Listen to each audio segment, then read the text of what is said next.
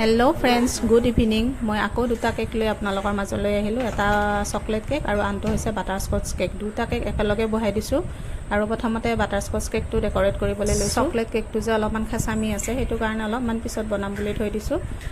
কেকটো customise cake, তেওঁলোকে যেনেদৰে বনাব দিছে মই ঠিক তেনেদৰে বনাইছোঁ।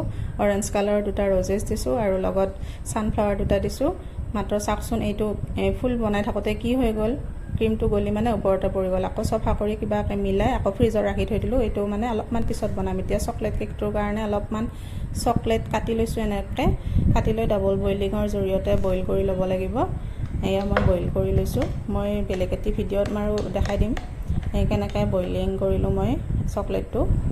এইবাৰ আহিলোঁ চকলেট কেকটোলৈ। চকলেট স্পঞ্জটো ধুনীয়াকৈ লেয়াৰ কৰি লৈ তাত ক্ৰীম দিছোঁ আৰু যিটো মই চকলেট গানাছ মই ৰেডি কৰি থৈ দিছিলোঁ সেইটো দিছোঁ আৰু অকণমান কাটি থোৱা চকলেট আছিলে সেইটো দিছোঁ, খাবলৈ বেছি সোৱাদ হ'ব বুলিয়ে। আৰু গোটেই কেকটো মই পিংক কালাৰত দিছোঁ আৰু তলত ৰেইনব' লুক এটা দিছোঁ আৰু যিহেতুকে সৰু বাচ্ছা মানে ল'ৰাৰ কেক হয় এইটো।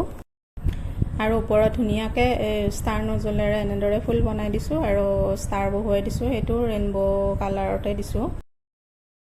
এইটো কেকৰ ফাইনেল লুক এইটোৱে আছিল আজি। এইবাৰ আহিলোঁ আকৌ ছেকেণ্ড কেকটোলৈ। কেকটো আকৌ ফ্ৰিজৰ পৰা উলিয়াই লৈ আহিলোঁ, বনাব আৰম্ভ কৰি দিলোঁ। আকৌ এনেকৈ ছানফ্লাৱাৰ, ৰ'জ আৰু সৰু সৰু এনেকৈ ফুল দিছোঁ। মই এই ফুলকেইটা যে সৰু সৰু ফুলকেইটা কেনেদৰে বনাওঁ মোৰ আগৰ ভিডিঅ'ত আছে, আপোনালোকে চাব পাৰে। এই ফুলটোৰ নাম মই আচলতে নয়নতৰা দিছোঁ। দেখিবলৈ নয়নতৰা ফুলৰ দৰেই। তাতে মই বেলেগ বেলেগ ডিজাইন কৰি দিওঁ আৰু ফুলটোৰ মাজতে। এই কেকটো হৈ গ'ল মোৰ আজি। এই কেকটো যিহে লটি ঘটি আৰম্ভণিৰ পৰাই আপোনালোকে দেখাই পাইছে নহয়, কিবাকৈ হৈ গ'ল। এইটো হৈছে কেকটোৰ ফাইনেল লুক। শেষত গৈ ভালেই হ'ল কেকটো। আৰু এইটো হৈছে চকলেট কেকটোৰ ফাইনেল লুক। ভিডিঅ'টো শেষলৈ চোৱাৰ বাবে আপোনালোকক ধন্যবাদ।